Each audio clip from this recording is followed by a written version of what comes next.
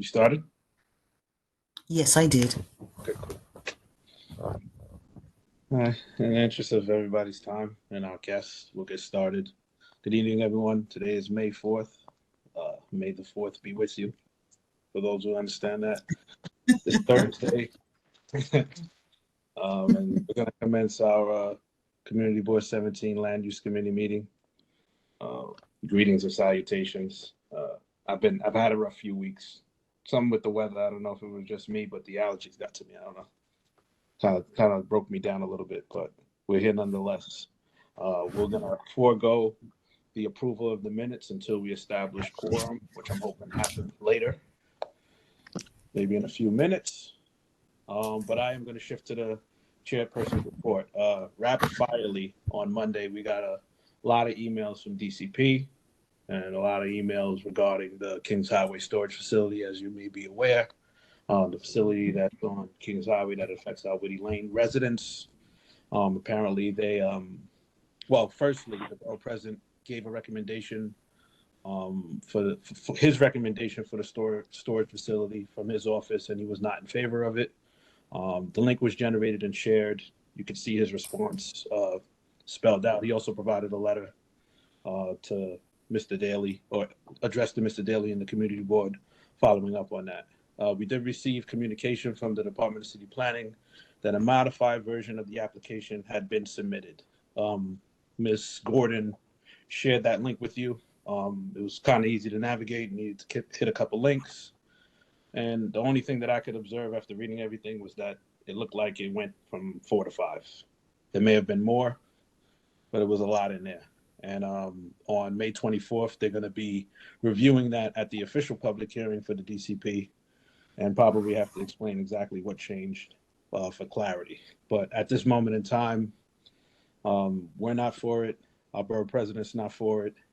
They've made some changes, and the official hearing will be on May 24th, which I'll make best efforts to attend.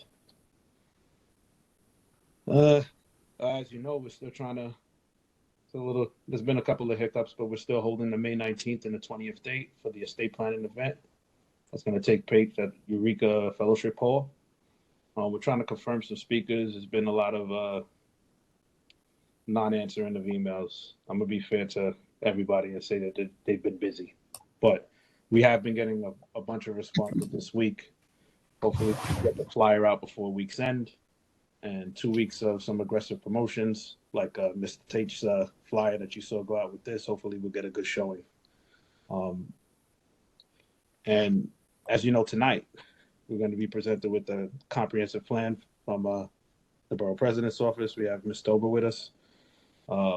These are conversations that have been ongoing, but now we get to have it, formally, and you get to ask all the questions you've been asking me. At this time, I'm going to end my report. Are there any questions for me? Yes, Ms. Vig. You're acknowledged. Yeah, hi, good evening. I looked at the storage, I looked at that link, and it shows our unfavorable recommendation, but it says that there wasn't a quorum present. Did you notice that? It says that there were 16 present, 15 said no, 1 abstained, but then it says no quorum was present. So we wouldn't have been able to vote if there wasn't a quorum. So I don't know why it says that. I just wanted to bring that to your attention. Yeah, I'll take a look at that. I think that was that might be a miscommunication at their end, because I think Mr. Daly was given instruction to only vote at the board level whatever the recommendation of the committee vote was, which is why that particular vote was that number. That's the committee that's the committee amount? Or? No, the committee amount was 12. Yeah. Yeah, you're right. I don't know. I don't know if that means anything. If they look at it and say, well, it doesn't mean anything because a quorum wasn't there, so the vote doesn't hold. Yeah, I see that. I just saw that it said not in favor. I wouldn't think that it would say anything if quorum wasn't established. So. Yeah, it says no quorum. So just, I don't know. Maybe we can have it rectified for the record. Yeah, I'll follow up. Good evening. Good evening. Good evening, Ms. Bennett. Evening. Ms. Martinez? Yes, good evening. You said we're getting a presentation on something from Borough Hall, that these were some ongoing conversations. Who were these conversations with? We were having the conversations amongst ourselves. These were conversations that when I was invited to meetings with Mr. Daly at his borough president's meetings, these conversations would happen. I brought that information back to you, and I was asked a lot of questions about this comprehensive plan. It wasn't really fully formalized, but it was being spoken about. It wasn't really being shared, but it's being shared today. They carved out a few dates, and today's the date for us to have that discussion. And this comprehensive plan is about exactly what, how our zoning issues? The comprehensive plan is about how they're looking to move forward with developing Brooklyn in all contexts, not just development, but I think it's business, small businesses, and some other things, which is why she's here tonight. We've been speaking about it, but I don't want to get ahead of what she's going to present. But we have been discussing. Asking because I'm always at the meetings and I'm not clear on this at all. Okay. Okay. Any other questions?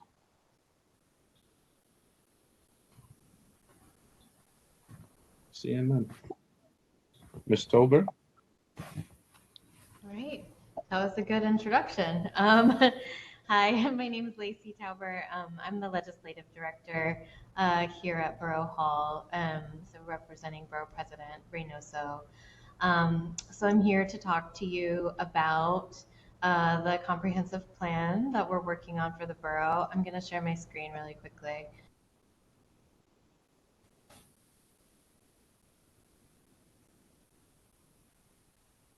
Been muted. I don't know who did that, but you've been muted. Ooh. Ms. Tober. Oh boy. Okay, now I'm unmuted. I'm just having trouble sharing. Give me 1 second. I'm not seeing it as an option to share my PowerPoint. It's weird.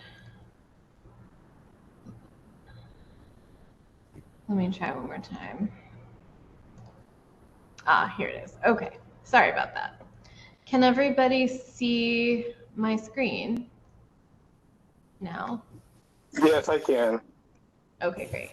So I'm just gonna go view.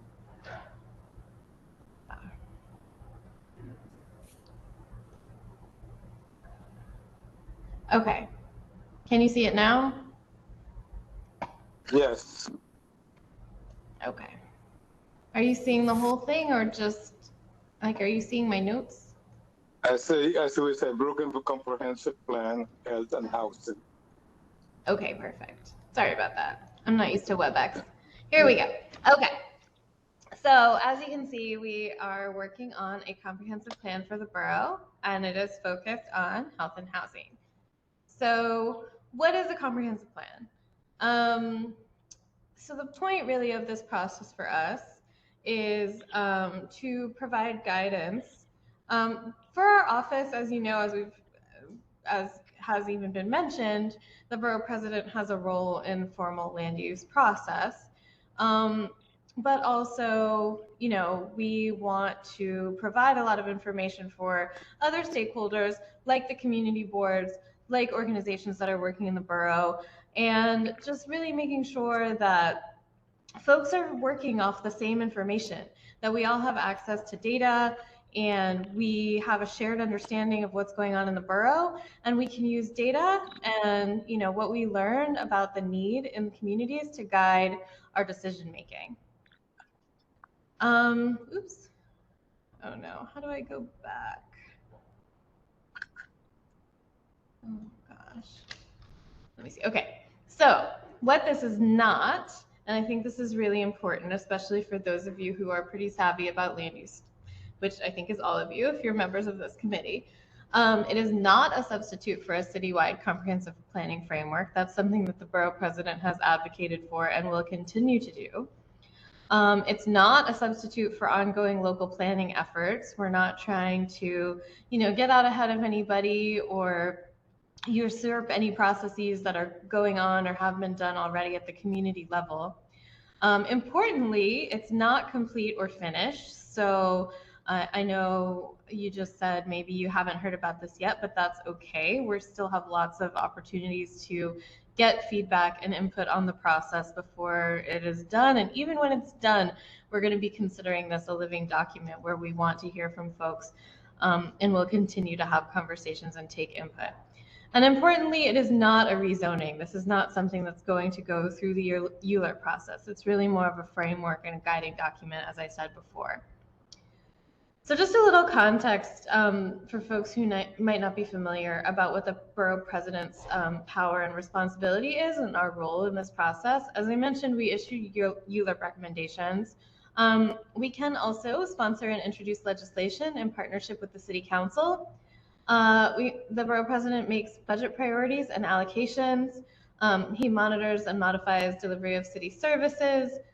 He's a convener and a strategic communicator across Brooklyn, and he does strategic planning for the borough. So some of the recommendations that you'll see here are framed in various ways. Some of them are land use recommendations, some of them are policy, some of them are budget, and some of them are really just things that the borough president can use his bully pulpit to advocate for. So why are we focusing on health and housing? We have done a pretty extensive data collection process I'll talk a little bit more about.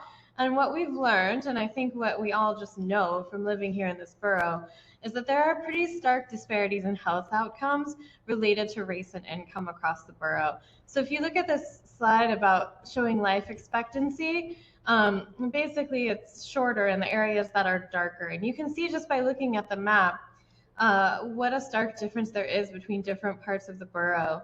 And, we've been looking at a lot of research that really makes the connection between this and social determinants of health, especially access to safe and affordable housing, availability of quality public transportation, and access to public services and amenities. So we're looking at all of those metrics.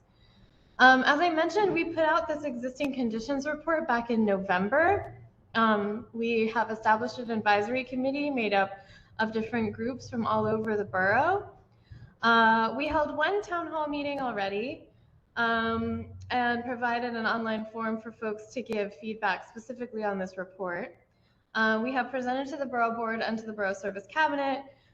We've had some one-on-one meetings with various stakeholders from across the borough. And we just had some focus groups focused on health and housing, infrastructure, and environmental justice. So that's what we've done so far. Here's just a little bit about that. And so out of this process and based on some of what we've learned and some of the feedback that we've received so far, we have developed a set of draft goals, objectives, and recommendations, and also some land use frameworks. So those frameworks really translate the goals, objectives, and recommendations into sort of what they would look like implemented on the ground.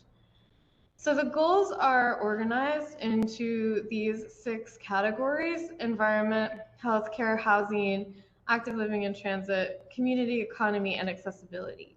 And you can see here what our goals are in each of these areas. And so everything that we are recommending kind of falls into these buckets that you see here. I'm not going to focus too much on the recommendations tonight, but there is going to be an opportunity for you to delve really into those with a survey that I'll give you at the end of this presentation. So I'll just give you an example of what that looks like. Under the environmental goal, which is reducing hazardous environmental conditions, including those exacerbated by climate change that affect the most vulnerable Brooklynites. An example objective would be to protect vulnerable populations from high heat. You can see on this map the areas that are darker red. Those are the communities in Brooklyn that have highest heat vulnerability. So basically that means, you know, warmer temperatures, but also higher populations of seniors, youth, other people who might be affected. So the kinds of recommendations that we would have to address this would be to increase open space in these areas, including splash parks, access to air conditioning, and increased tree cover. And then we have this metric that we can use to measure success. There's a heat vulnerability index score. It's based on some of those things I just mentioned. And if we're able to see those numbers come down based on interventions in those neighborhoods, then we know that we've been successful. So again, this is just one example of those recommendations. I'll talk a little bit more later about how you can get into those details. But what I really want to talk about today is the implementation framework. So there's 4 land use frameworks that we've developed based on our recommendations: housing growth and parking demand management, health and wellness economy, healthy streets and environment, and resilient infrastructure and jobs. I'm going to go through each one of these individually, but I just want to show you these 2 slides that sort of make the point that these recommendations inform the frameworks, and you know, also, even though they're broken down into different categories, they really all inform each other. There's a lot of overlap between these different things.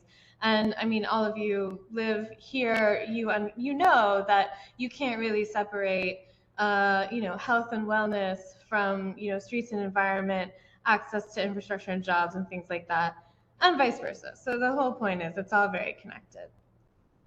So to get into the first framework, which is housing growth and parking demand management, and you can see we want to implement these frameworks across the borough, but we have kind of focus areas for each one. So this is really like the southern part of the borough where we're looking at these goals, which include fair share housing growth, transit-oriented development, and less congested streets. Why here? I think there have been historical disparities in housing production. I'll show you that on the next slide. And here is where we see some of the highest vehicle miles traveled in the borough. So what do we say? What do we mean when we say things like fair share housing growth? So this map shows population change and new residential units over the last 10 years.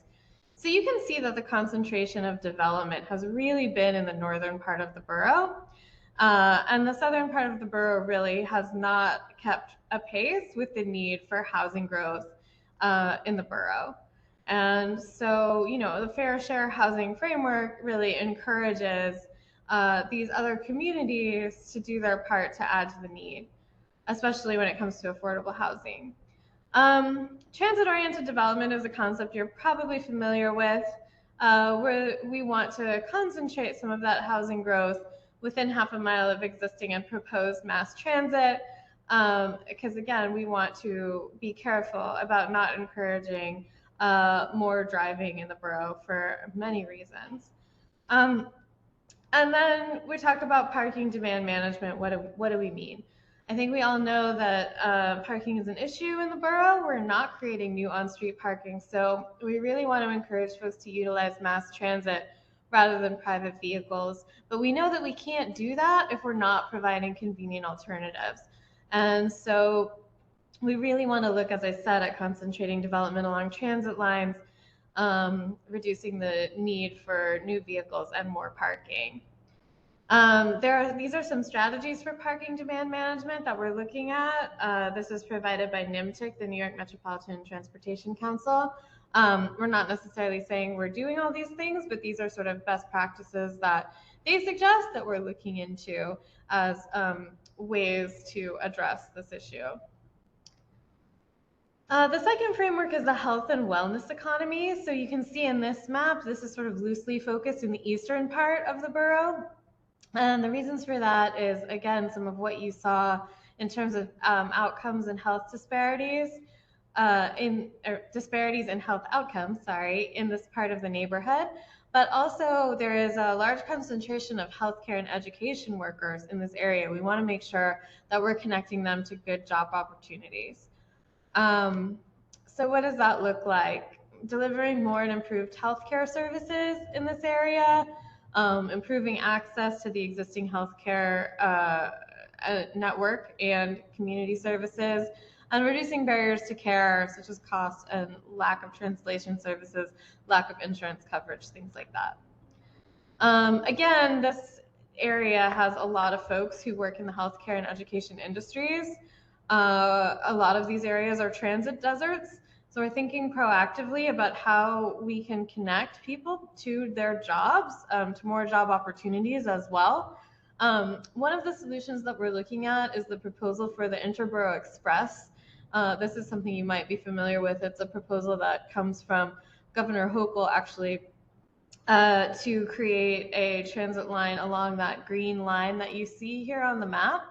And we like this idea because it addresses a lot of these issues and provides the opportunity for more access to jobs for folks in these transit deserts. The next one is healthy streets and environment. So this is sort of a loose focus in the North Brooklyn area, and I think this is, the reason for that is there's a concentration of these Vision Zero priority streets, a lot of traffic incidents happening in this area, and also a lot of environmental issues, Superfund sites, toxic waste storage, air quality, things like that. So we're looking at how to intervene on some of those issues in these areas. This is just kind of an example of that PM 2.5 air pollution that's particularly dangerous, particulate matter, and shows you the concentrations really along the BQE corridor. And there's health outcomes associated with this, particularly in environmental justice communities. So we're looking at ways to address that. And then finally, resilient infrastructure and jobs. We're really, again, we want to really connect folks to job opportunities. And so we're looking at industrial job growth, the way that freight moves around the borough, and having a resilient waterfront that's focused on green jobs.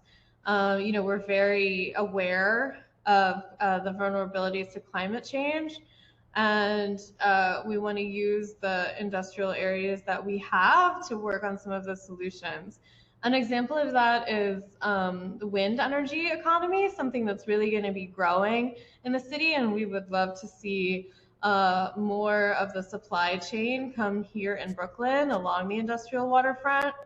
We're looking at multimodal freight, which basically means using rail and using boats rather than just trucking. And then we are really interested in following the Army Corps project that is proposing some climate change interventions using gates and trying to address the waterfront in Brooklyn. And we want to make sure that folks are engaged in that conversation. And then finally, again, just looking at the IBX proposal as an example of something that addresses a lot of the issues that we're bringing up. It encourages active living by getting some folks out of their cars, ideally, reducing commute times, improving air quality, access to opportunity, potentially the opportunity for transit-oriented development around this, and even potentially some freight connections. So where are we in this process? We're actually around phase 3 right now. We have done some of this outreach, as I mentioned before, a lot of data collection, a lot of engagement. We have a survey. I'll give you the link in a second. And we are having our public workshop on May 18th here at Borough Hall. And the idea is to kind of wrap up, have a report over the summer. But as I said, it's always going to be kind of a living document that we will continue to have conversations with our constituents about as long as the BP is in office. So I would love for you all to take a look at this survey. I'll drop the link in the chat in a minute. And to join us on May 18th at 6 o'clock here at Borough Hall to really dive deep into the recommendations. That's it. I would love to take your questions and, just get into it. Tell me what you think. I'll help facilitate that. Everybody, we're going to coordinate the questions. Follow Mr. Tate's lead by raising your hands, and I'll call on you in the order that I see it. I don't have the full screen to my availabilities. So, Mr. Tate, you're now. I can stop sharing, or I can not if we want to go back and look at maps. What would you rather do? I'd rather you keep the screen up just in case. Okay. So we'll start with Mr. Tate. Okay, thank you. Yeah, thanks for the presentation, Mr. Albert. Well, I just wanted to point something out, as you mentioned that Brooklyn South has not kept up with the building like Brooklyn North. But okay, the issue is that Brooklyn South is a large area, and the new buildings are concentrated on a small little area. So that's why it does not look like Brooklyn South is keeping up. But certain areas are over exhausted with these buildings. For instance, if you look on New York Avenue, Farragut Road, and Glenwood Road, and even Northern Avenue around the precinct, so the 11203 and 11210 and 11226 is areas where everything is concentrated on, where the 11234, etc., those have not been touched. So yes, when looking at it, I would suggest look at the certain area. Don't look at Brooklyn South as a whole. And that's my comment. Thanks. I'm just taking notes. I think that's an important comment. I think here for the purposes of this presentation, we're, kind of painting the borough with some pretty broad strokes for sure. And this, that's exactly the kind of feedback that we want to hear, but also, we're getting into kind of a higher level of detail in our analysis for sure. But thank you. I'm also taking notes while everybody talks. Okay, thank you. Some hands went down. Ms. James, you acknowledge? Good evening. I didn't hear much or anything about the borough president's plan to support small businesses. Is that not an important part of his agenda? It's definitely something that we're looking at, and it's part of this. And there are some recommendations. It's interesting because I focused on the frameworks here, but the detail is really living in the draft recommendations. So I would encourage you all to delve into the survey if you have some time, and or come on the 18th where we're going to be focusing on that part. I know that we really want to support our business improvement districts. We actually just had a meeting yesterday here with all of the bid directors to talk about their needs on the commercial corridors, small businesses, supporting them, obviously a huge part of that. But also if you have suggestions and strategies that we should be thinking about and working on specifically, I'm happy to hear more. Ms. James, do you have any additional comments? No, thanks. Excellent. Ms. Bennett, you're acknowledged. Oh, yes, thank you. You said there were, excuse me, Ms. Weber? Yeah, you're a little bit muffled, but I can hear you. I was going to say is, you said there were advisors. Who are the advisors for this program? We have an advisory committee. The list is on our website. I can share that once I'm done sharing my screen. Yes, thank you. Oh, okay. Any more questions for Ms. Tober? All right, Ms. Tober, I guess you got to share that advisory list. Okay, yeah, I'll find that and I will drop that information in the chat, as well as the survey, which, as I said, really gets into the recommendations, and the RSVP link for the 18th. Okay. All right, thank you all so much for your time. I really appreciate it. Thank you, Ms. Tober. We'll be in touch. Thank you. Okay.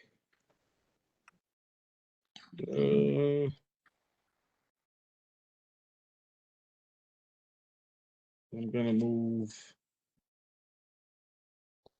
well, I guess we'll move on to unfinished business unless you want to have a discussion on what was brought up today. Anybody want to have a discussion about it? She shared the link inside of the chat. It's definitely more broad. She gave us a cheat sheet version. So we've been hearing pieces of this plan for quite some time. It's definitely more in depth. So if you have the time, definitely hit the link, and it is some reading. It's some reading. It's very broad. Is there another link? Can't hear you. Sorry. Oh yeah, the second link that I was just typing, the list of advisory committee members is in the report, which is that PDF there. Excellent.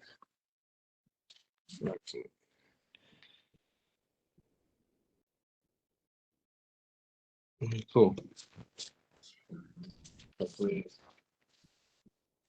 a little bit of a reading session and the survey, which is probably the key to everything to get yourself. Is there any responsiveness to the survey? I meant to ask, like, what's the outcome after? I haven't actually looked to see what people are saying yet. We have a decent number of responses, but we could always use more. So we would really love your help getting the word out. And then I think the last thing is that one. That's the link to the RSVP form for the workshop, which we would love your help getting the word out also about, because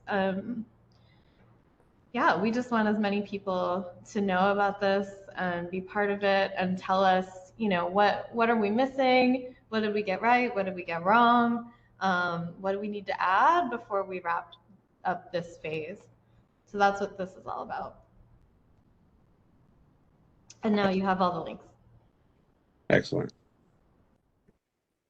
Thank you, Ms. Tober.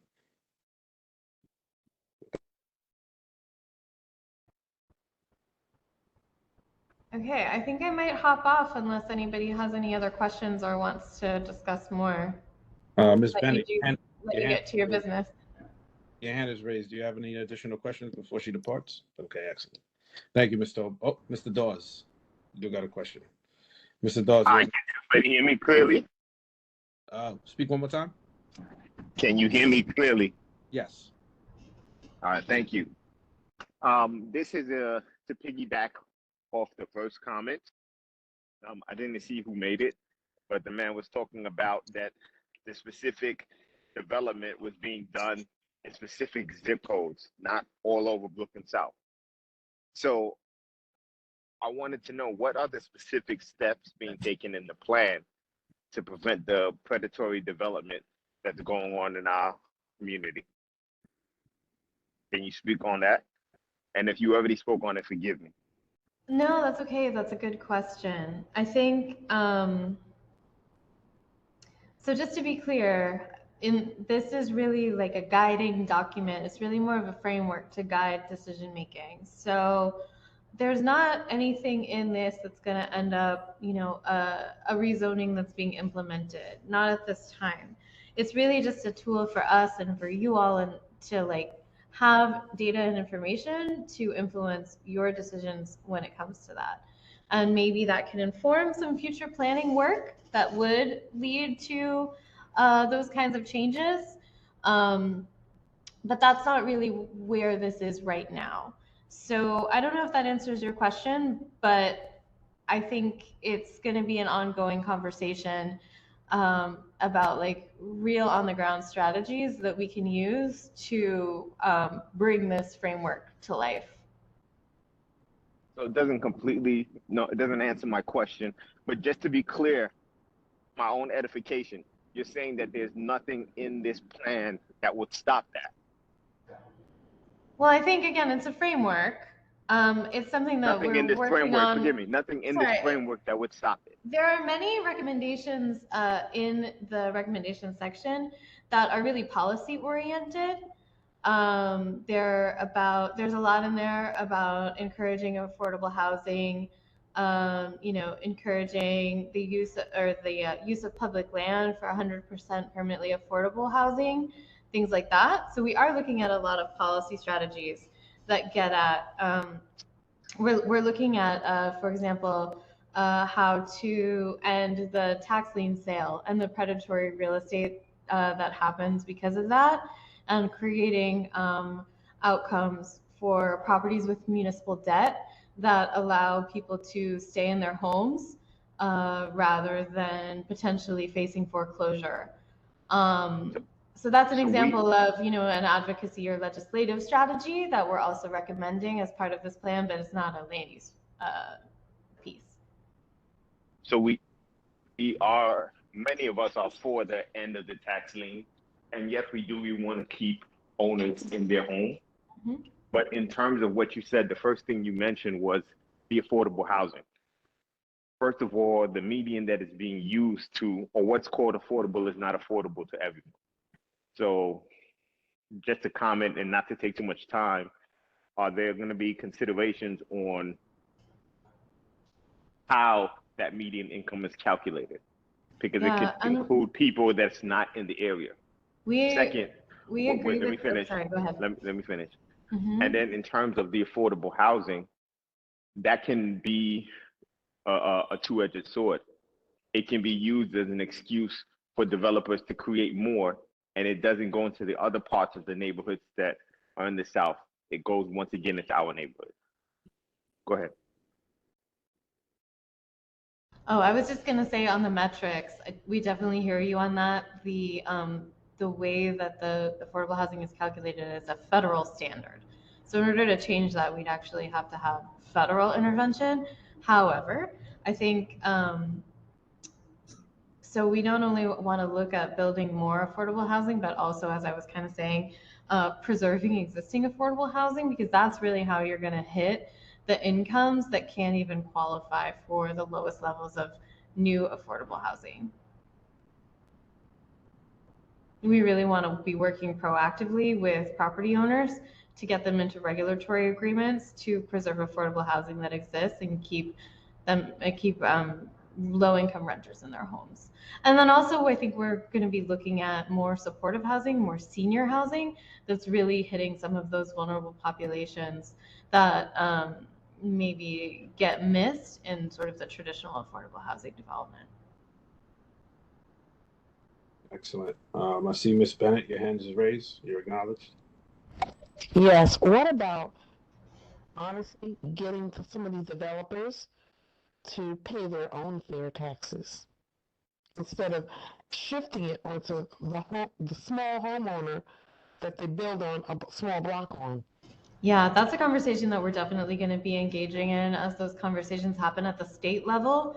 Right now, the 421A tax abatement is not active, and there's going to be conversations about whether to replace it and with what. Again, that's something that's going to be happening in Albany, but it's something with which we will be very engaged. All right, thank you. Thank you. I don't have the ability to lower hands, but are there any other questions for Ms. Tober before she exits? Okay.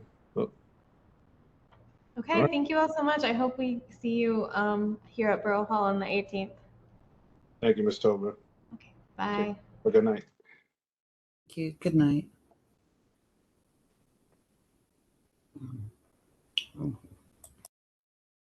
All right, shifting the meeting over to unfinished business.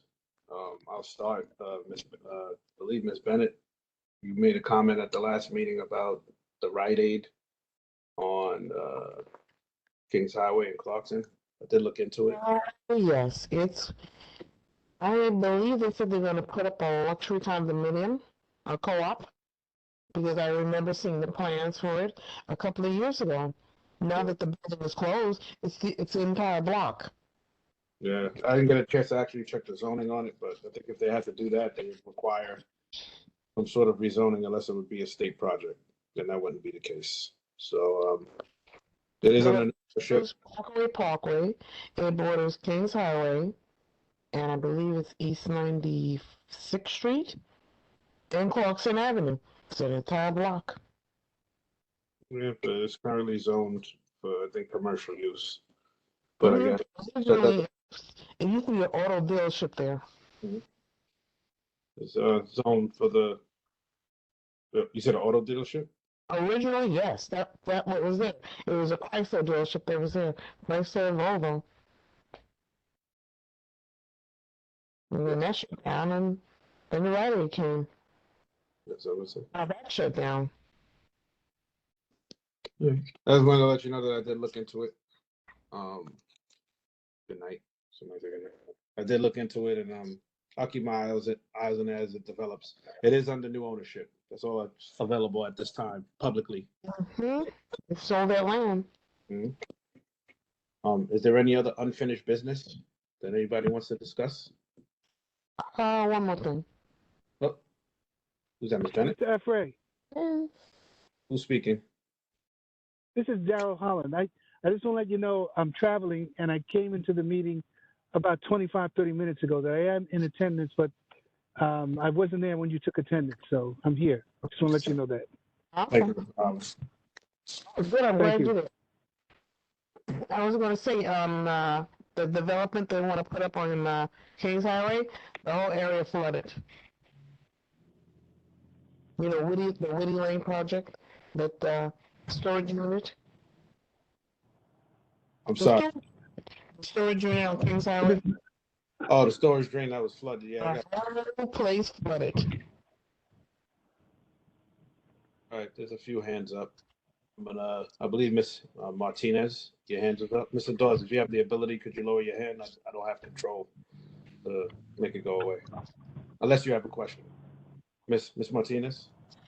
Oh, yes, I would like to know if you could find out what the end result was of the cease and desist hearings that we had last year, so that the residents would it would control the harassment of residents to sell their homes. Because we haven't heard anything, and they've had hearings, and we testified at hearings, and there's nothing so far. This is for the solicitations, right? Yes. Definitely we'll look into that.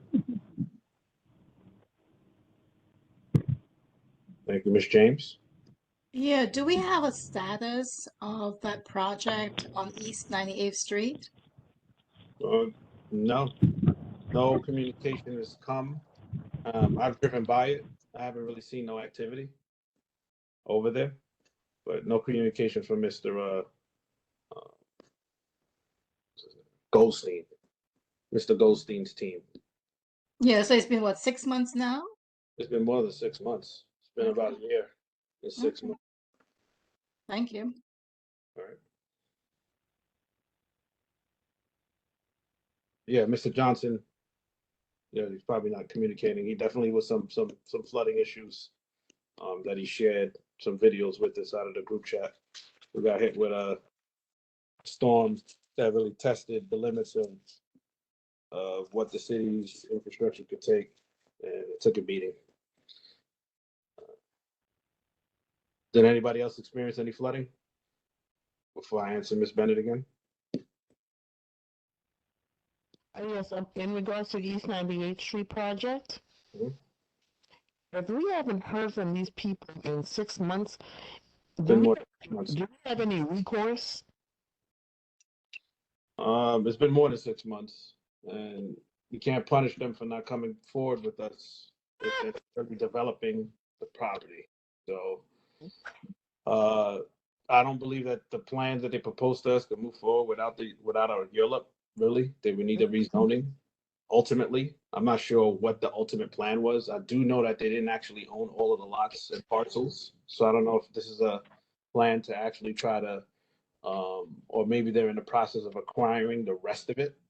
Maybe they're waiting us out. Yeah, or whatever the case may be. But anything that I say at this point would just be assumptions. So I'm not assuming anything.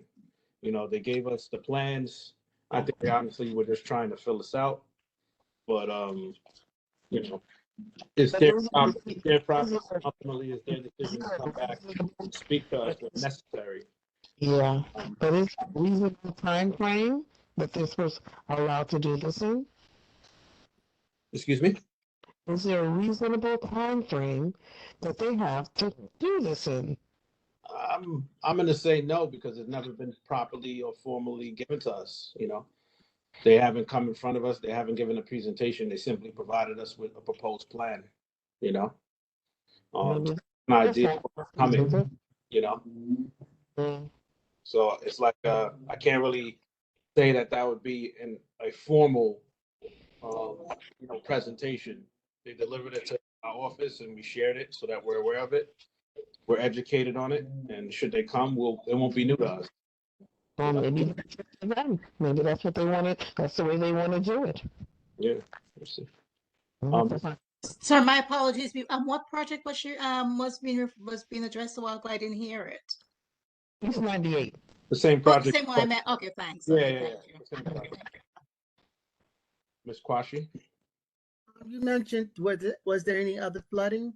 The common driveway that is shared between Troy Avenue and East 45th Street between Foster and Farragut, it becomes a river whenever there's heavy rain, but it's private property. And there's a giant sinkhole where the catch basin is, and it's been a feud between those residents. And because I don't know if they can afford it or not afford it, but someone's going to get hurt one day. And it's a big river back there. It's no longer a lake.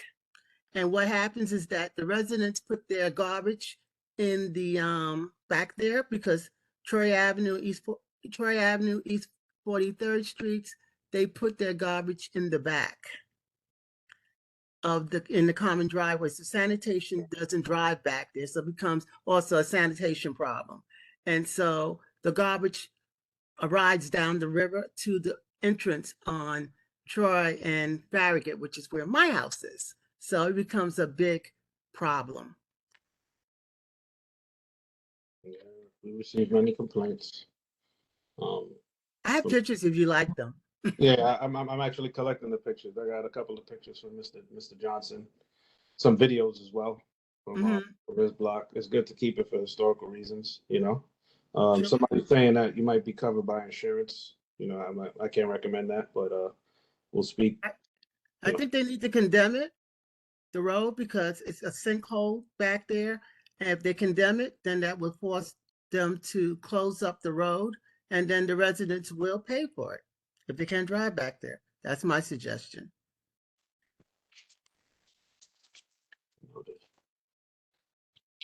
I'm reading the comments. Okay. And I also gave Ms. Frazier, I believe I gave Ms. Frazier pictures of that also with Council Person Lewis. You gave it to both parties? Yes, I did. Okay, excellent. So thank you, Ms. Quashi. Let's see some more hands. Mr. Lewis, your hand is raised. All right. Good evening, all. In regards to the issue at Troy Avenue and Farragut, does your block have a block association? Is there any type of communication among any of the willing parties on that block to kind of address the issue in the right way? Because I remember a couple of years ago, I see the garbage truck try to go inside, but once they go in, they would have to reverse all the way back out. It's like a one way in, one way out kind of deal with the garbage truck. They only come out when they want to protest not putting the garbage in the front. That's the only time they come out and voice their opinion.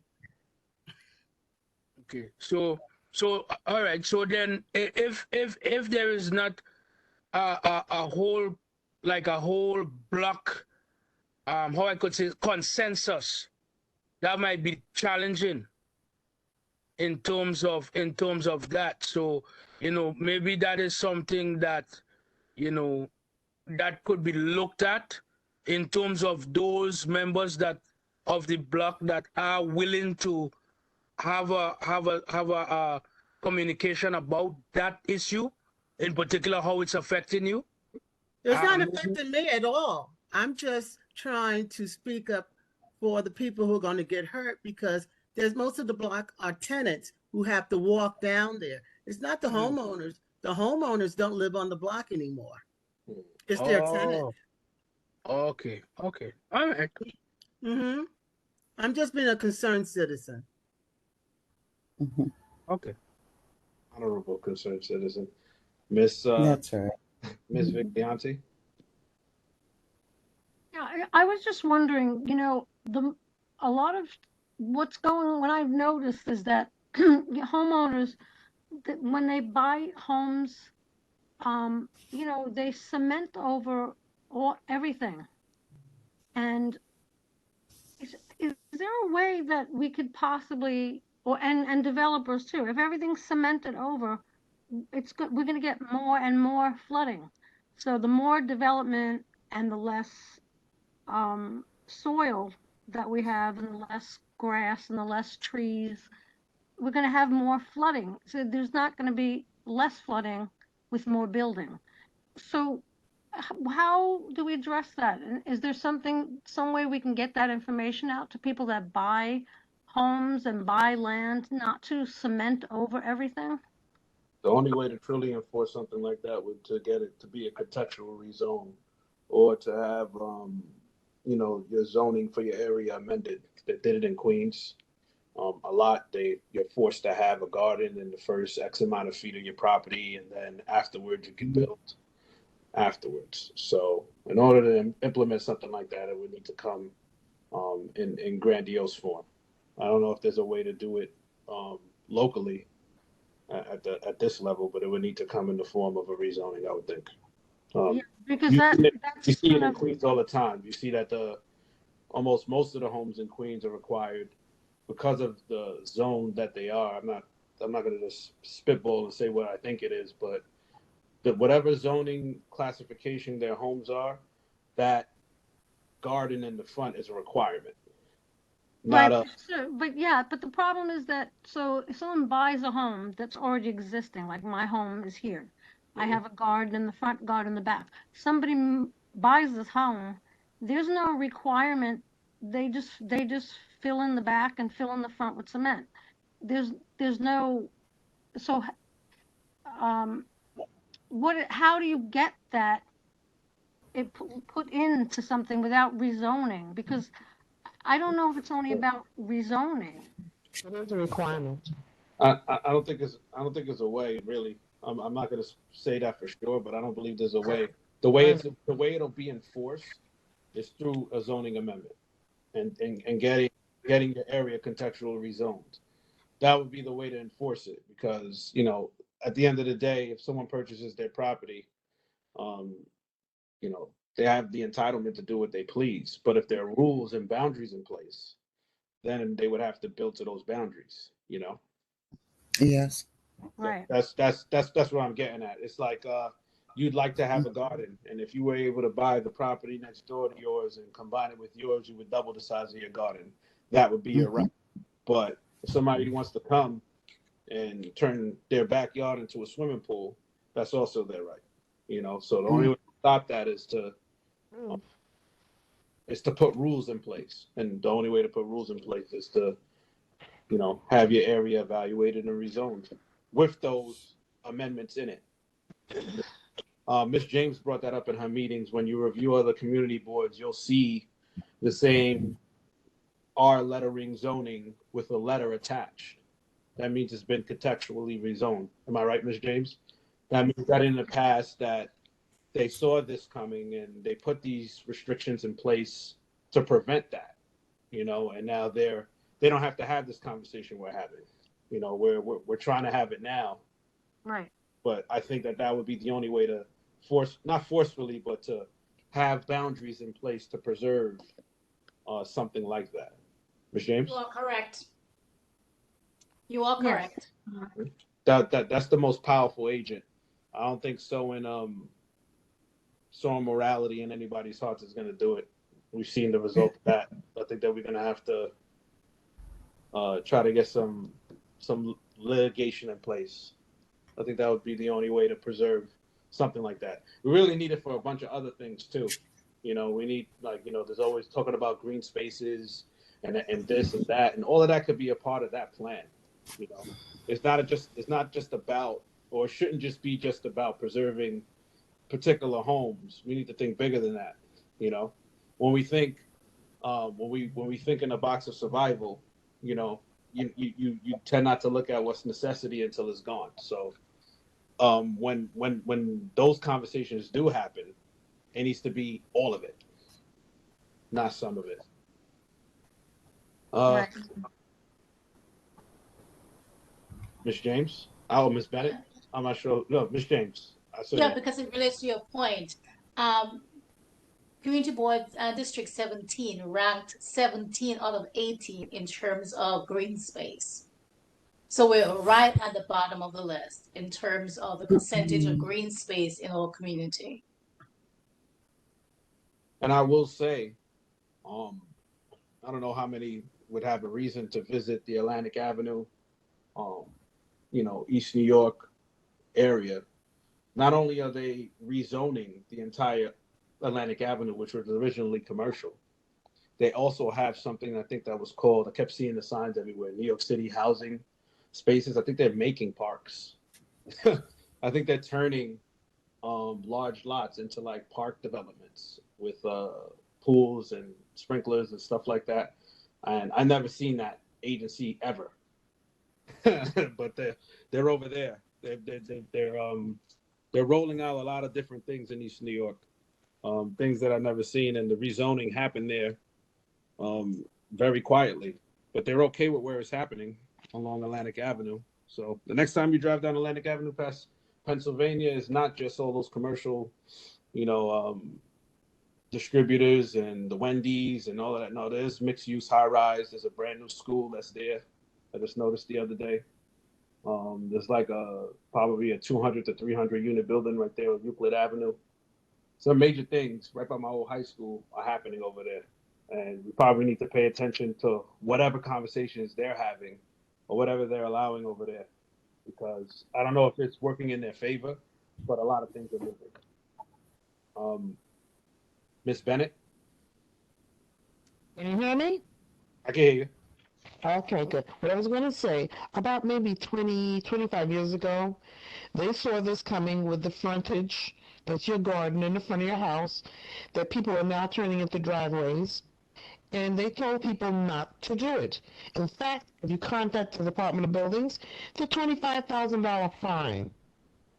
But most people who are buying homes don't know it exists. They figure they can do whatever they want with it. Your property begins at your doorstep. That's residential frontage. You don't own it. That's why we pay excessive taxes. But no, you cannot dig up your yard, get rid of it, because if somebody reports it, you will be fined $25,000. You cut the curb, $25,000. People don't know what they're going to put themselves through when they do that. And think they're doing something smart, something good. Oh, I'm going to have an extra place to put my car. No. You end up with a $50,000 fine. Yeah, but the problem is no one reports them, and these fines aren't being given out.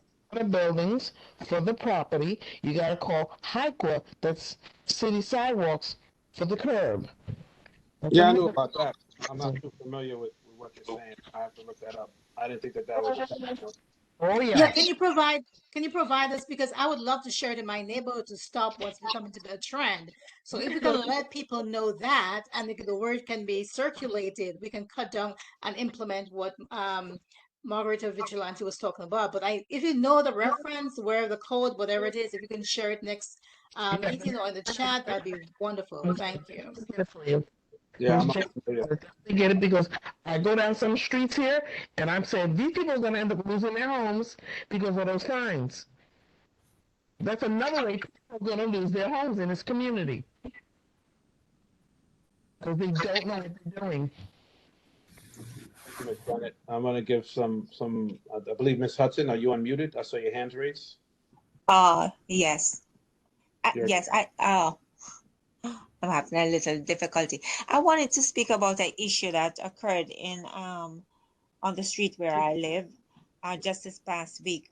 We seem to be having a lot of fixing of our sidewalks, but it's done in a very, what can I say, haphazard way, because we are not informed as to what is happening, and we just come one day and find that the entire sidewalk is dug up, the all the in front of a number of houses, and no one can enter their house or leave their house. That happened to me last week, and I had to call the office, the community board office, to get help, because when we spoke with the people who were actually doing the fixing, they were very cavalier. They didn't want to deal with us and so on, didn't want to tell us which agency was involved or anything like that.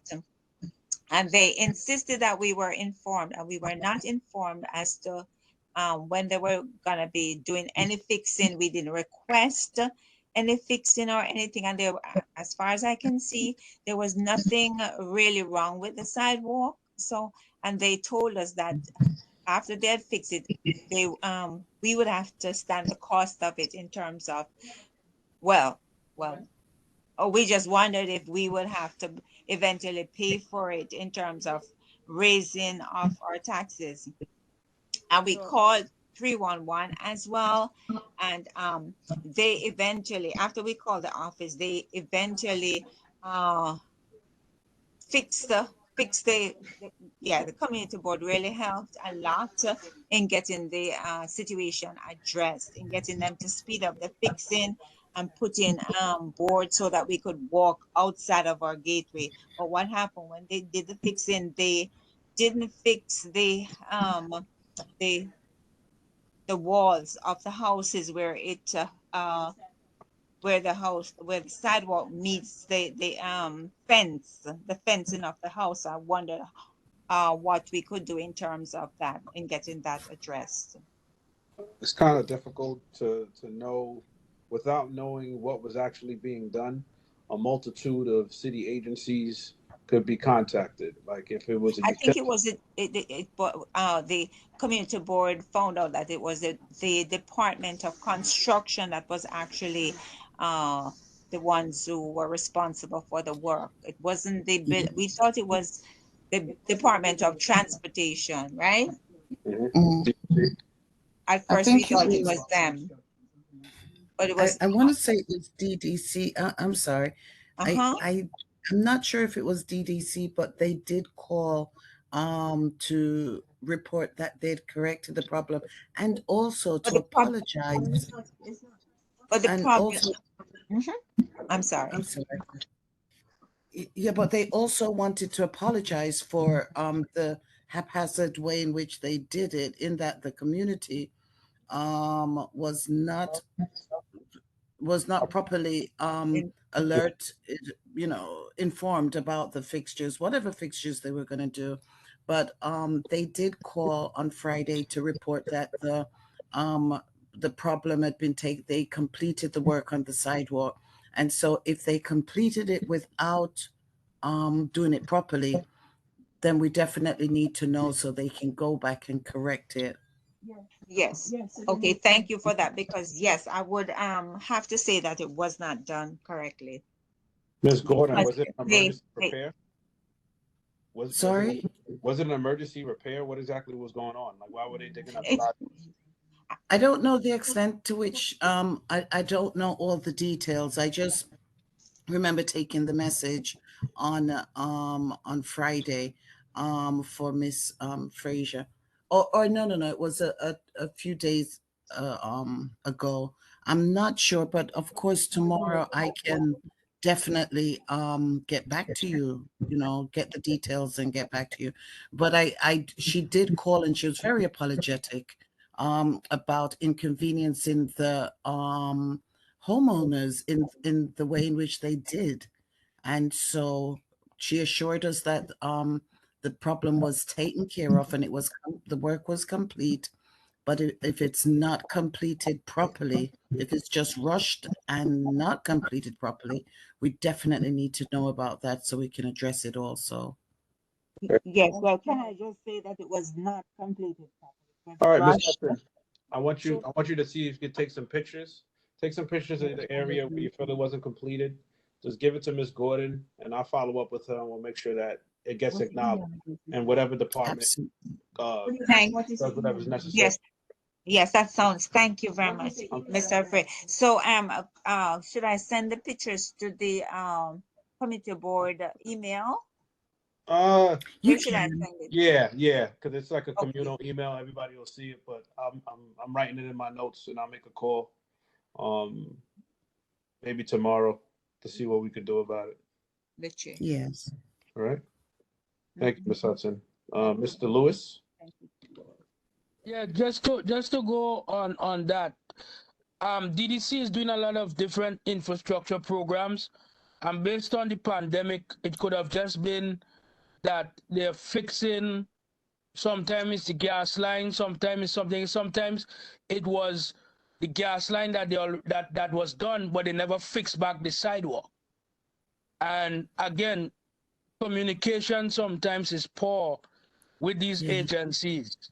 You know, so it's good thing that you guys did come out to the committee board to get a response, and DDC responded, so that, you know, at least for the next time, somebody will try to be more aware and a little more how I could say this, a little more respectful of the folks in the community in order to deliver that information. Because normally what they will do, they're supposed to at least put a sign on the tree, say no parking Monday, Tuesday, Wednesday, you know, or no access to the block if it's a one-way street or whatever that is. And if they didn't do that, well, it's good that you brought it to their attention. But they're doing a lot of infrastructure, in particular with the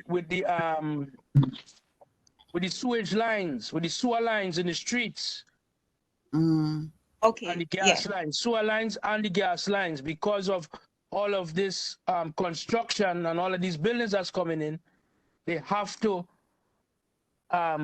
increase the size of the gas line. They have to increase the size of the sewer lines. So all of this is things that is just roving going through, and the pandemic really kind of threw everything in a tailspin. So all the coordination right now, all of the city agencies are between, I think the number is 23% and 40% vacant in terms of jobs. A lot of people left, a lot of people retired. So there's going to be a lot of chaos coming up. Everybody just needs to be prepared for that, but still hold them accountable. Yes. Well, Thank you, Mr. Lewis. thank you for that, Mr. Lewis. And I really want to just restate again that the community board was extremely helpful, because, as I said, we had called 311 a number of times, and they just took the information, and that was the end of it. And then when we called the community board, they got on it, they called us back. Nadine and Ms. Fraser was very, very helpful. I'm so grateful to them, you know, and they got the people, but it's just that they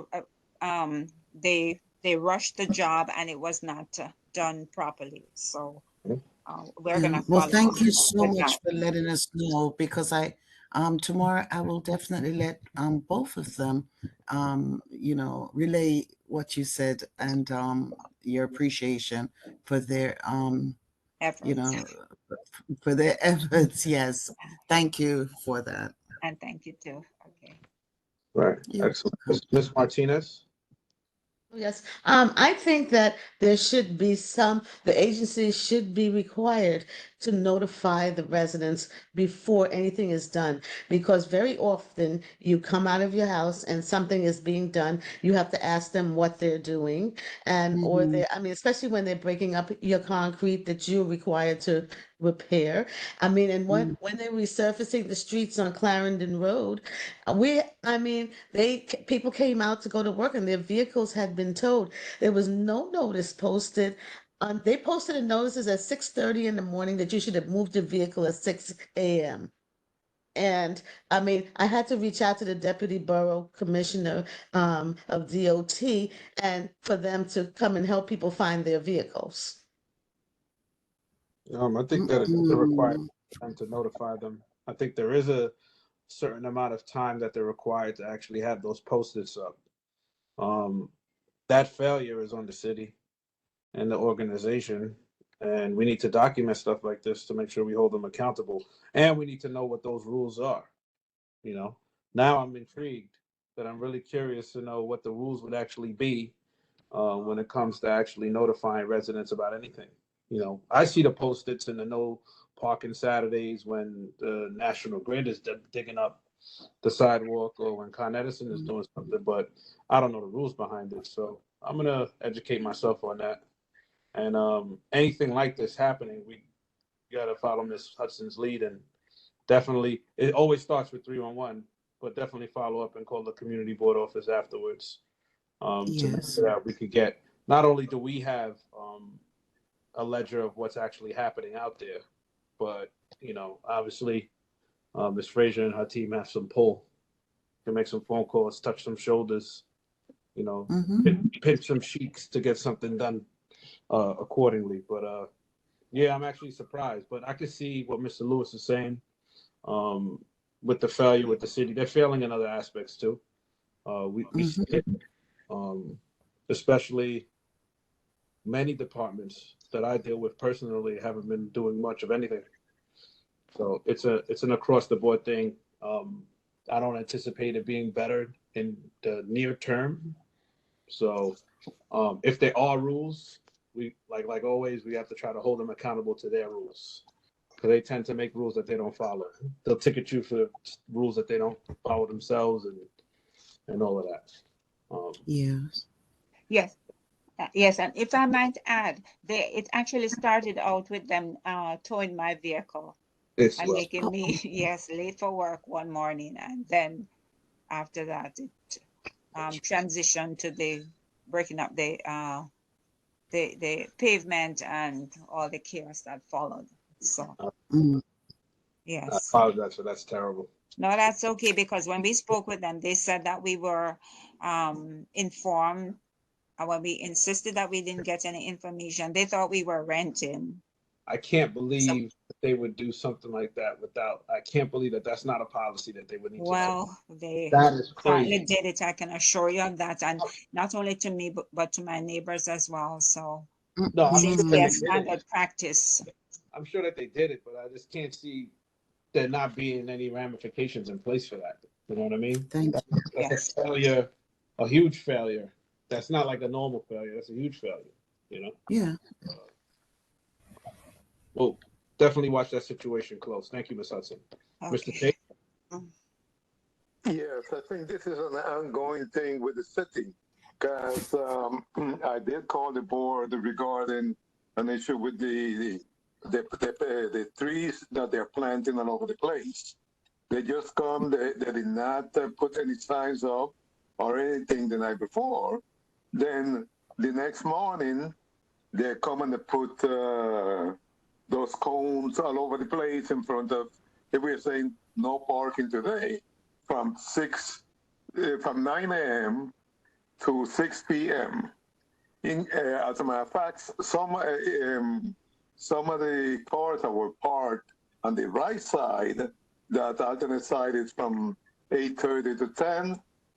They put cone next to it saying no parking from 9 to 6. So technically, the day of, Mr. Tate? The day of, yes, because I went out to move my car to put it on the other side for the next day. And this is when I see all these cones all over the place. That so I did call and I spoke to Miss Gordon. I don't know if she remember, but that's what it was. Yeah, because we didn't see anyone. We just see all the cones all over the place, and the side where I was going to move my car for the next day. I couldn't do it. I had to go all the way to the end of the block able to park. Some vehicles, a whole truck was taken saying no parking there without any announcement or anything. And I didn't mention it at another meeting, and they say, yeah, this is happening all over the place. It's been getting a lot of complaint regarding non-notification before they work on someone's block. And they did have to close half the block of those trucks coming and working in there. People could not drive through the block for a certain period of time. But I didn't know that this was a trend. Yes. You know, I didn't know this was a trend. Miss James? I just want to thank Ms. Hudson and her neighbors for their lack of tolerance of the disrespect, because it's only when we do that will we be respected. So I want to thank her and the entire, neighbors who stood to and say we will just not tolerate it. So thank you. Absolutely. There still needs to be some accountability, ultimately, at the end of the day. They have to have these policies in place, and if they break them, it seems like they have been breaking them for a while.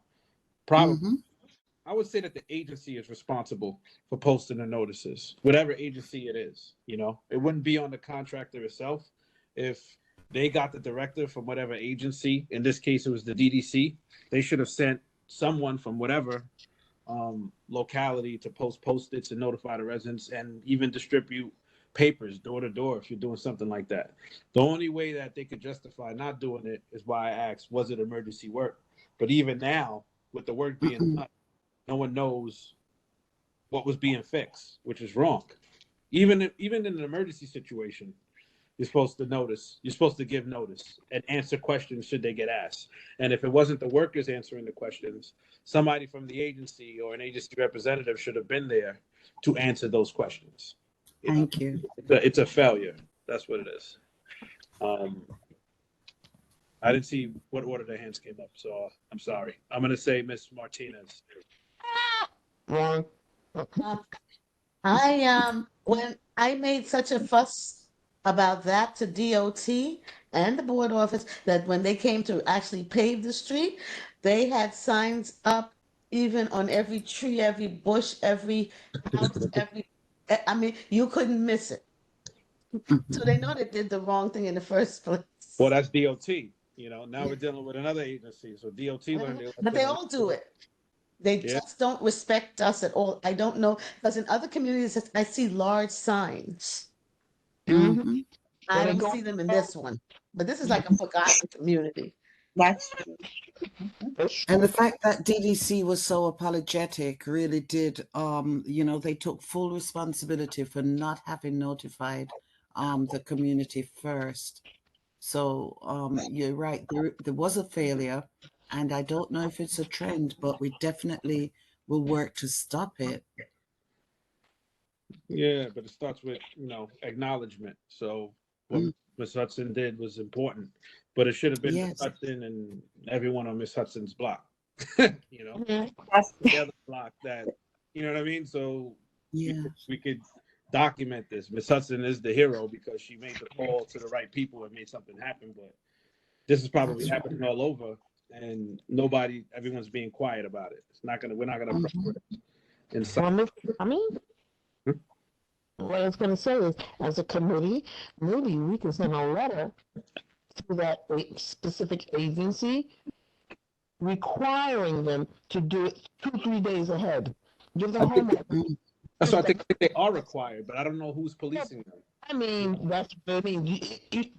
This way, they need a nudge. It's like the cops trying to, they're not going to ticket their own car. Who's policing? I can't see them. I can't see them not having this policy as a requirement. That's what it is. They do a lot of subcontracting with outside agencies, and some of them, they give them the papers, and they don't want to come into the community. They're going to do the work to get the money, but they don't want to deal with the people. Like she said, when she went out to talk to the workers, they didn't want to talk to her. Not right. All right. Can you hear me? Mr. Dawes?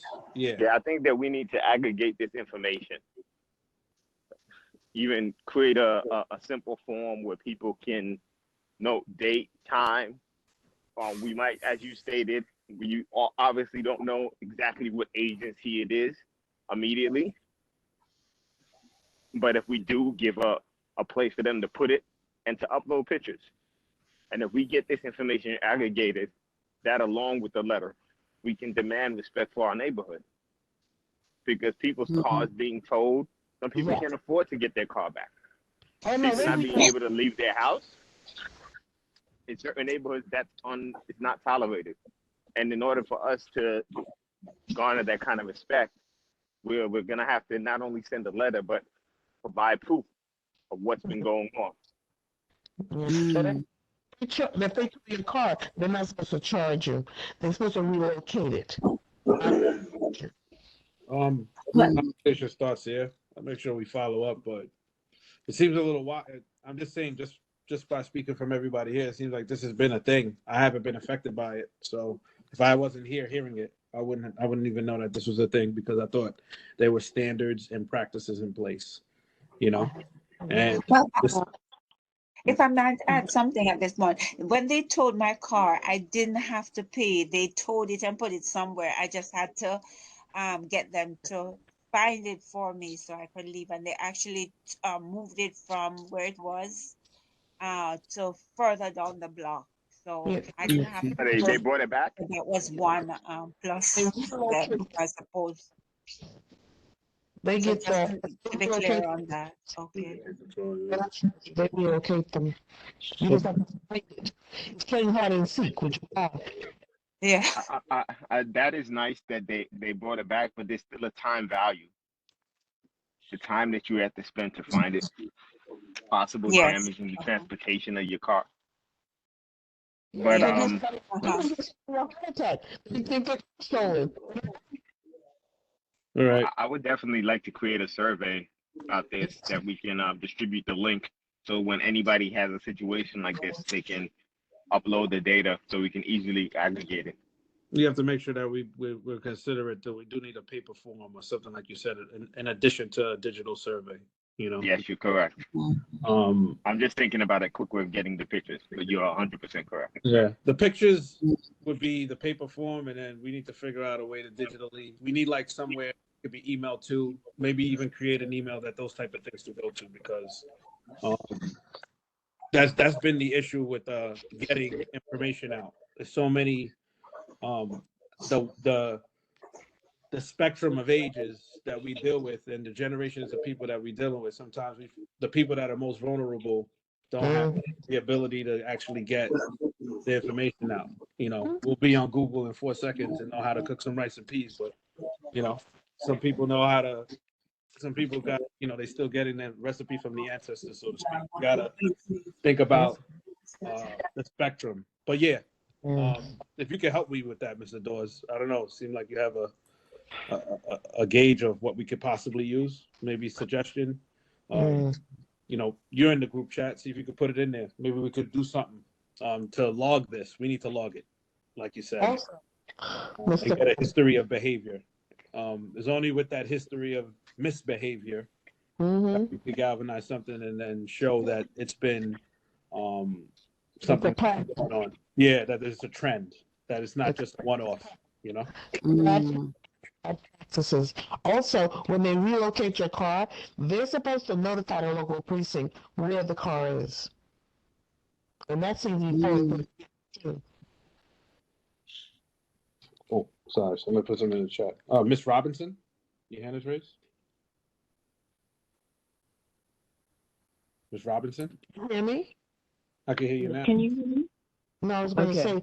I'm really sorry to hear about what happened with Miss Hudson and her community, but I must say we are having work done in our area on Coventry Road and East 86, and they notified us on Monday. They put all notices all over, and when they're supposed to work the next day, they changed the notice and put it for that day also. So I'm thinking that maybe the people, whichever areas they're going into, they decide, I guess, what they're going to do, because we didn't have that problem. Do you know Well, what I'm saying? it may be because of the agency that was actually working where you were was responsible and following the rules, you know? Right. Yeah. That Miss Robinson, you're very lucky. Your area was very I lucky. think our area where I live has a lot to do with it, because it's basically very, very residential, and it's tucked away. So I think we get a little bit more, maybe cooperation, I'm not sure. But I'm just expressing that we're having this work done here, and they did it properly. They notified us, telling us we got to move the cars. Everybody did as they were told. No problem. So I'm Possibly it's also because your unpleasantness. yes, you're very lucky. I'm happy that Thank happened. you. That you didn't have the problem that we had. Thank As I said, I'm sorry to hear you had that. No, that's stuff happens, but we're gonna get it addressed. I think the survey and the other things that we could put in place will really is really the a pathway to go to make sure that this doesn't happen in more Yeah. areas in our community. So I'm happy and Yeah, thank you. that's that good we're news. thinking of doing something like that. Thank you for sharing that, Ms. Hudson. I see the hands. I think Mr. Lewis, is that for older hand or? No, that's just for just to go into new business. All right. Hearing, so yeah, we'll move into, well, is anybody else have any unfinished business before we move on to new business? Oh, All right, so we're moving on to new business. Mr. Lewis? All right, so I was in contact with Randall Toure, who is the community relations manager for Riceboro. For those who don't know, who were not at the general meeting, there is a senior housing complex that is coming to 40th Street between Avenue D and Foster, and it's a modular building that they're going to be building and all these different things. And I brought up in the last meeting that we need to find out, since they already started excavating, they broke down that old house. If anybody knows, I believe there was an old building there that had seniors at one point before, if to my recollection or knowledge. But it became an old decrepit building that was just sitting there for years. So they completely demolished it. They're doing the foundation now, and I made a request of them that they need to come back to the community and engage the community in terms of subcontracts and employment for people in the neighborhood to build this project. So he when I spoke to him, I kind of take him off guard. So this is a cautionary tale to us that we don't just give up when we hear from people that say they're going to do something. You have to follow up, because when I followed up with him, he was scrambling to say, oh, he has to talk to the general contractor and this and this and that to set up a meeting. And I'm going to follow up again with him next week to keep him aware and abreast of what's going on. So it's the Riceboro project. They're a developer, I believe, from Bushwick, and they're doing most of their work is senior citizens. It's supposed to be affordable. They did say that it would be a lottery and that folks in the neighborhood that are, I think, 60 years and older will have access or have the ability to get into that. So that's something that I think that the housing chair should also be able to look into to help. And that is my new business. Thank you, Mr. Lewis. The same project is supposedly there was some requests made that if it could be concentrated into our community and if there was a way to canvass the community first. A comment was made, which is why I'm repeating it here, that they needed that the lottery system doesn't just concentrate on one particular neighborhood, that when the city allows them to do it, that it gets casted out neighborhood wise, which is why oftentimes when these projects get funded by wherever they get funded by, the rules that are in place are basically, hurting us and not allowing us to get involved in the way we'd liked. There's that. Any other comments? Yes, Yolanda Lee, how tall is those buildings going to be? I wrote it down in my notes. I want to say that his modular building was going to be, I thought it was 4 like, stories. what was it? I think it was 4 stories. Oh, yeah, 4 stories. Yeah, it was either 4 or 5 stories, or like 4 stories with the basement. It has a setback. Yeah, and then there was all the apartments are being brought in modularly, so they're like not building on the actual site, is getting delivered and then attached there. Yeah, but on that block, there's only 1 and 2 family buildings, so 4, that'd be a little tall for that area in the first place. It was approved. Yeah, I'm pretty sure. Everything get approved in this neighborhood. I don't know who approved it, but if I don't think was it state funded? Was it a state funded thing? I feel like it was a city. It was a state funded thing. It's state funded. 2 years. Yes. And they came to the board. They came to land use many years ago. They didn't get approved in the first go around with the state. They got approved secondarily. Yeah. Yeah, And so because of the state funding, they can't have a priority in this district alone. State funding basically removes our ability to have an opinion on it. That's the avenue a lot of people are taking. That's why I lean towards that, because I think that's the new tool in the chess. When you don't have permission and you're not going to get permission one way, you make go to the back door. Yeah, you make 2 lefts. Use the back door. Come back around another time with a new plan. So yeah. In other words, you use the back door instead of front door. Yeah. That back door is the new front door. Yeah, so it's common. Definitely. And that's going to happen fast. Those modular builds happen quickly. I'm headed to the whole literary story, but I've seen 52-story buildings go up in a year with a modular build. So you'll blink and you'll miss it. It'll be there. Oh my God. At least this time they'll have 2 elevator banks, where when they came the first time they only had 1, meaning that seniors would have to walk far to the elevator. And they actually had the studio. The presentation was informative. You knew what they were building, but they came when it was done. But I didn't really know that they came prior and failed. So they did. Yeah. Also requested that they put more parking around the back and have security. I don't know if that ever. Yeah, Mr. Tate brought that up. Mr. Tate brought up the security issue. And then the parking also. More parking. That's one of the concerns the residents had, was the parking. I think they had less parking than they originally when they came 2 years ago. They did. If I remember.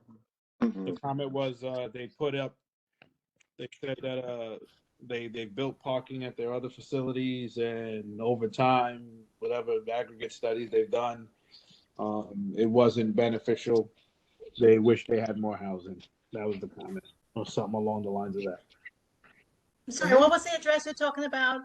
It was 40th Street between Avenue D and Foster. Yeah, correct. Yeah, it was Riseboro. It was like I don't know, was it a senior house? I guess it was a senior house facility. People, you tell them no. Yeah, 58 unit. It was a beautiful old Victorian building that Yeah. they just let rot Beautiful. away. She's right, Actually, Mac. but actually it's 2 lots. 2 lots. I'm gonna say that. Yes, Yes. because there were 2 lots. One had the Yeah. building and then they bought the other lot next to it, so. Mm-mm. Okay. Very nice. Another thing we got to keep our eyes on. Oh, next month we have Mr. Kurt Goodrich. He's going to be coming. This new business. We won't have. He's also doing a state-funded project. He's from our community, but he's from our community. But his strategy for approaching affordable housing, I've never seen before. I visited Miss Fields' meeting about a month and a half ago, and the modules that he put in place for affordable housing has never been said to me or said to us, or said to me at least in my tenure, or even brought to me in any format. So even though we don't have a say in what he's actually going to be proposing to us, I believe Ms. Bennett was there. You know what I'm talking about? They yelled and screamed at me. I remember him. Yeah, he yelled at you. Oh, he did. Yeah, but the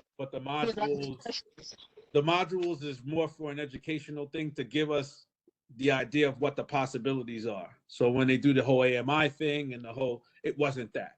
You know, it was a mix of almost like an income-based shifting percentages up and teetering off certain units for a certain amount of percentages and then having a certain amount of market rate. It wasn't just the basic AMI formula. So Sounded reasonable. it was the module was the most important thing. And us seeing that module is why I'm inviting him next month. We don't really have to say in what happens in that particular. I think that's on Utica Avenue. Yeah, Mr. Frey? Huh? Yeah, because I do believe, if I remember correctly, it's actually in community board. The building is going to be in Community Board 9, right? He was just presenting it to us. Yeah. After he live in the community, but technically, the whole building is going to be in Community Board 9. Yeah. So don't beat him up too much, but you know. I'm just saying. You can kick him if you want, but just make sure he can walk out.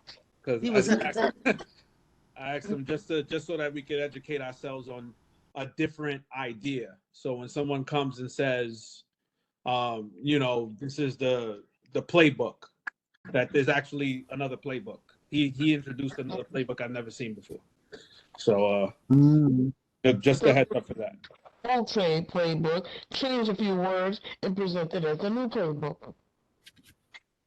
I know you fought him, but he'll be all right. He'll be all right. Oh, He'll be all right. He'll be all right. The only issue I have, the only issue is that guy from Community Board 9 coming into our meeting, causing havoc. Well, he won't be in ours, so. Okay, good, because that's the only one I want to kick. Nah, he won't be there. I know. Okay. The Afro man. We won't deal with that.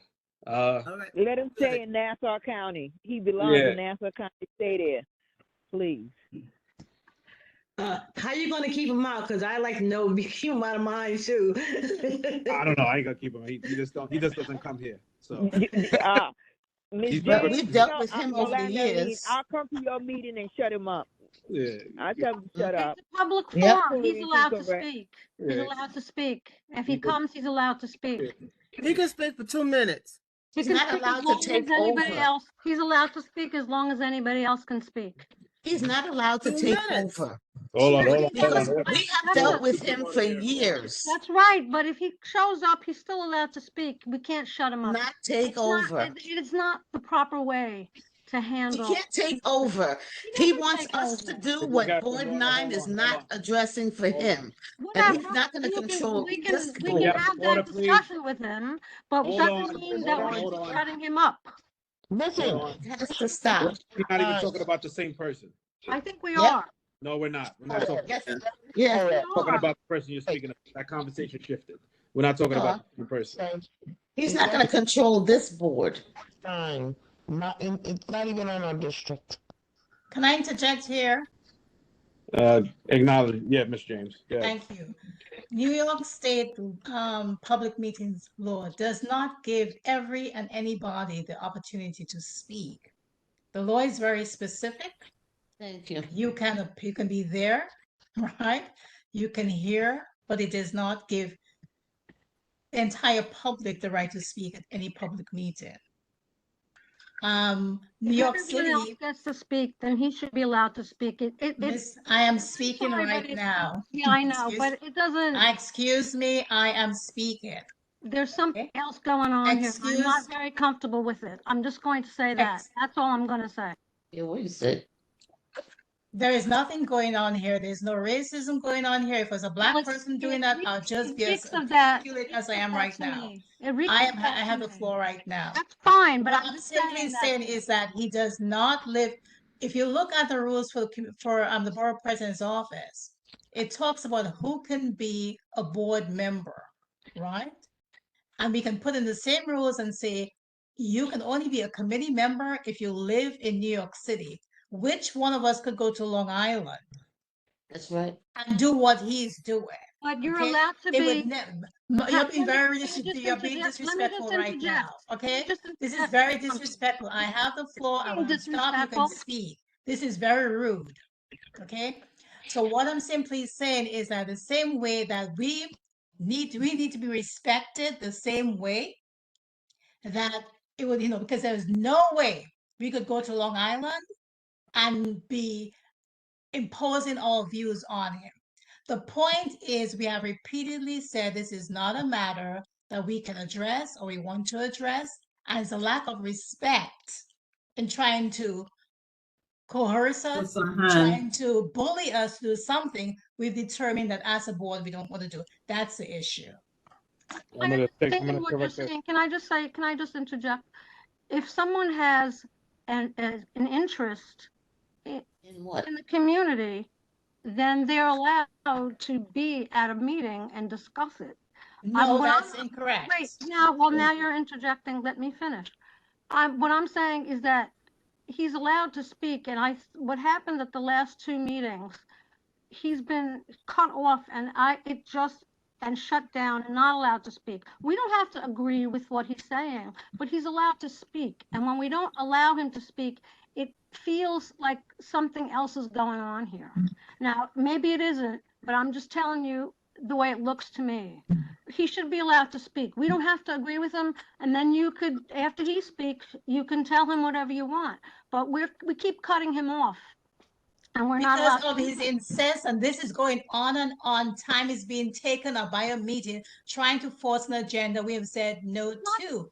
And by the way, he's the one who was being racist. He said his interest in this district is to protect the Jewish population, and that's on tape. And that's racist. Okay, we can't allow anyone to just come and protect. Yes, protect the entire community, not just a particular race. That was racist. Okay, well, that's what you think. I don't know if I see it that way, but that's not the point. If he has something to say that's actually helpful to us, we won't know because we keep shutting him down. I don't know. He may have some important things that he could inform us about that would help us, but we just keep shutting him down, and it just looks to me very discriminatory. Because he does not want to hear. We have said to him repeatedly, this is a state project. We cannot stop it. Why are we spending hours and hours? Look at the time we're wasting right now. We cannot stop it. It's a state project. End of story. Can I say something, please? I just want one thing to say. Everybody to hear this. Cut it out. Cut it out. Cut it out. Cut it out. Hold on. Cut it out. Enough We were talking about. Mr. Kwame, can I say about Mr. Story? That was not what was being discussed. We was talking about another gentleman in that. But can I say something, Mr. Kwame? Oh, I can't hear you now. Mr. Kwame, I can't hear you. Yeah. Oh, there you go. What I want to say is that whole rigmarole was unnecessary because we are not Board 9 and the issue is not with us. Let it lie, please. It's not even about that. It's about having emotional intelligence in all factors. I understand what Ms. Viglianti's saying. I understand the rules at hand. We're a community-based organization. We have a face. We also have a bad reputation, right? There's ways to handle situations that doesn't need to always go into conflict and arguments, right? You want to address an issue, you give the person the allotted time. You control your emotions, because the second he has a string to pull, he pulls it, and then it turns into what it turned into in the meeting. Some things are unnecessary. That's my opinion, right? That's my opinion. I don't ever have an issue with him in our meetings. I give him his allotted times. He has the ability. People respond to him. They don't. He comes back. He tries again. Now he has someone in the community who's interested in his particular thing, and that particular resident sees us cutting him off or whatever happened at the last meeting, and it's not a good look. So it's not just about rules. It's about knowing how to understand how you're being viewed optically, right? We're trying to change our reputation as a community board, and I think that we need to have better practice, control our emotions a little bit better in those forums. It doesn't always pay to be right all the time. Sometimes you have to take the high road and choose silence. But it sometimes, you know, he ticks us off and he gets under people's skin, but you have to understand what you're dealing with and whose eyes are watching, right? We're trying to change our image. And it looks like, I would think that if somebody was looking from the outward in, it looks like the same image that's always been projected on us. And we're trying to correct that. That needs to be stopped. That needs to be corrected. We all need to check each other in those moments and make sure that we have control. We could know the rules. We could feel away. We could be annoyed by a person, but at the end of the day, you know, he could play the victim, and in my opinion, he's playing the victim very well. Yes. And I don't know in whose eyes or whose side whoever's going to take when the time calls for those questions to be answered. All right. Mr. And that's my Kwame? opinion on the matter. That's my opinion. Mr. Kwame? Yes. Can I say something, please? Miss Oh, Martinez, feel free. You're not as familiar with him as some of us are. In many of I've been on land use for many years, and when he started to come to land use before he started to come to land use long before you all were on this board. It's always, he would bring people from Board 9. That woman that's standing there, he brought her. She is his plan. You don't understand that. And he was very rude to the previous chair, a chair before the previous chair. He was very rude when he couldn't get his way. And so then we didn't see him anymore. But it always has something that he can't get Board 9 to do, and he would bring people, and they would be sitting in our seats before we even arrived at the meeting. So this is not new. This is something that he does all the time. And maybe just now people have had enough of him. It's fair. It's fair to have enough of him. But you see, he's not getting tired, right? He'll wear you down until you start acting erratically and then weaponize it and use it against you. That's the game. Mr. Kwame, can Yeah. I suggest for the future, maybe you could just use a timer? The timer? Well, the timer didn't work because even in the timer, we reviewed the tape. He's gonna have to adhere. Everybody has to adhere to the rules that you're gonna set forth, and you're gonna control that timer. Then after that certain time, you're gonna get muted. It can be done, but you know, we have to. At I least think it's a bigger conversation of what we have. We're dealing with history, frustrations. At the end of the day, he's being annoying, and you respond to him. And at the end of the day, you know, if somebody like me who hasn't been here, who I'm frustrated too, with the particular person at times, but I don't let him ever talk me into the street to get hit by a bus. I don't do stuff like that. That's not what I do. He can't do this at Board 9. That's why he He can comes do to it. 17. He could do it No, wherever they he don't wants. tolerate. He They can do don't- whatever he wants, but he gets the reaction he wants from Board 17.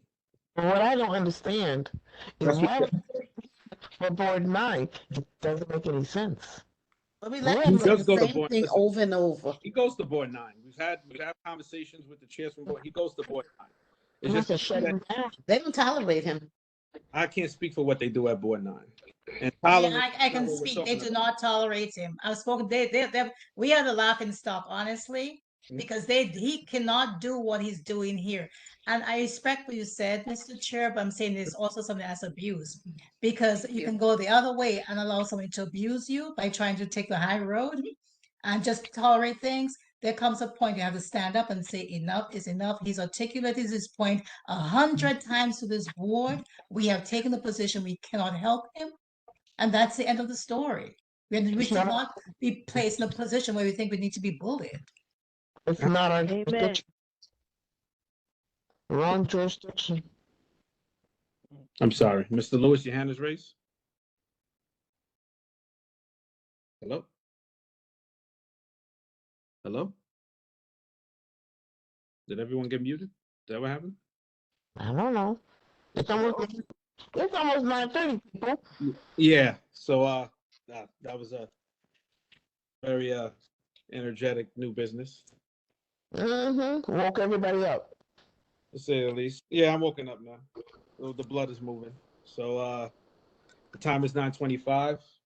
Hearing no other new business, does somebody want to make a motion for adjournment? Yolanda Lee I make a adjourning. motion that we adjourn. This Got a meeting second? is adjourned. Do we have a second? Second. Yolanda Lee second. Motion has been moved and properly seconded. Meeting is adjourned.